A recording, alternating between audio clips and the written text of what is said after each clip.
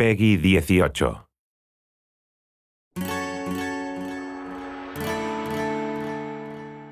think the biggest reason for choosing Hong Kong had to do with Hong Kong cinema. You know, at the time we were watching a lot of like Hong Kong cinema action flicks and just loved like the action, loved the setting. So for us it was just made perfect sense to bring the action, bring an open world game to somewhere that gamers had never been before. Got this meshing of cultures. You've got the Eastern culture and the Western culture. The Western culture being the British involvement in Hong Kong, and how those two cultures have sort of been fused together over the past century and a half. It has really shaped that city. You have the crazy extremes and the crazy characters just there for your enjoyment.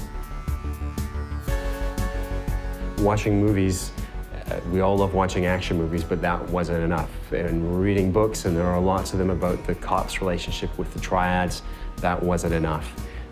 We wanted to go there and experience it and understand not just what it meant to be there, but the elements that they could bring back. For the first time, we experienced the city through the viewfinder of our cameras, so we were just taking photos non-stop.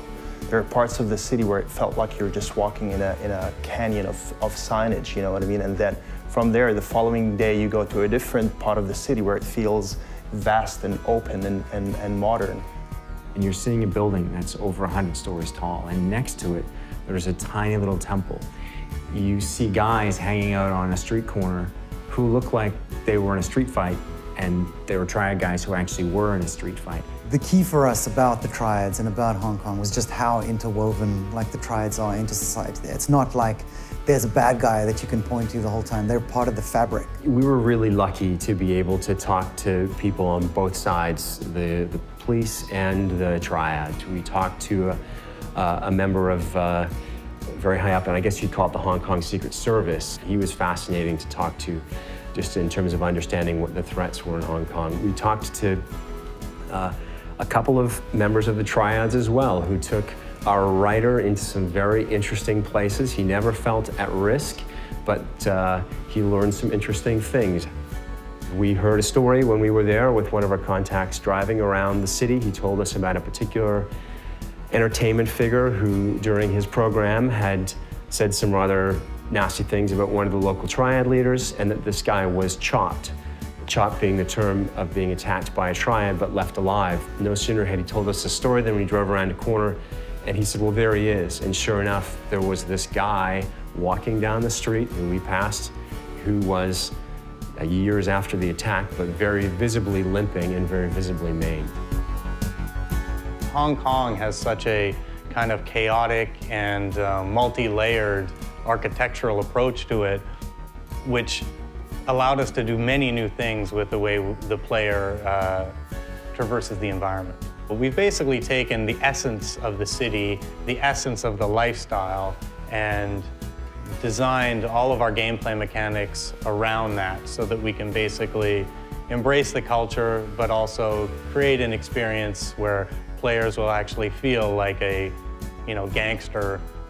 Hong Kong is an island, and what we did was create an island with 4 separate neighborhoods. North Point, which is where you start the game, which is more reminiscent of Kowloon. Central Hong Kong, very famous skyline.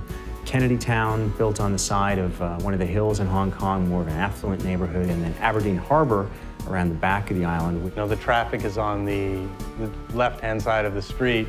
We decided, for the sake of authenticity, that we were going to go with that. We wanted to capture a bit of everything, because really what's unique about Hong Kong is its diversity, and we wanted to capture that diversity. And small things like the tiny alleyways, the cluttered alleyways that feel dingy, foreign, and threatening in some ways. Layers of signage and pipes and wires and hanging laundry. It's a bit overwhelming in the beginning, but then you start slowly getting adjusted to what you're seeing. If you want to spend time just roaming around the island, enjoying the races and the mini games and the events and favors and shopping and all that kind of stuff, then that's entirely there for you to do. The final result is a city that feels authentic, but at the same time, it's fun, to explore and to experience.